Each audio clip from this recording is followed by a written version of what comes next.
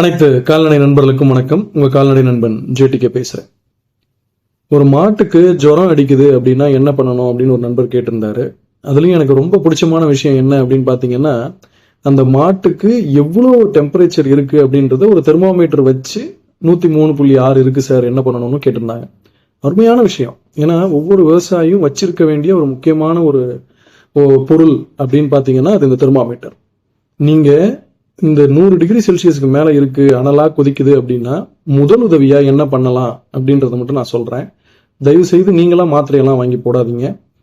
முதல் உதவி, ஒரு ஈர துணி, நல்ல ஈர துணி, அதை நல்ல தண்ணியில முக்கி, ஜில்லுன்னு இருக்கிற துணியை நீங்க ஐஸ் கட்டி கூட வைக்கலாம், வச்சு அதை நெத்தி இருக்கு இல்லையா, மாட்டோட கொம்புக்கு நடுவில் அந்த நெத்தியில கட்டி விடணும். இது ஒண்ணு.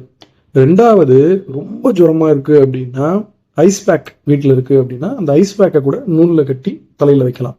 இது தற்காலிகமா ஜுரத்தை குறைக்கும். ஆனா முழு ஜுரத்தையும் குறைக்கிறதுக்கு முதலுதவியா இதை செஞ்சுட்டு மருத்துவரை அழைச்சு என்ன அப்படின்னு பார்த்து அதுக்கான சரியான சிகிச்சை கொடுத்தா கண்டிப்பா நல்ல பலன் கிடைக்கும். தொடர்ந்து இதை செய்வோம். நம்ம கால்நடைகளை காப்போம். நன்றி, வணக்கம்.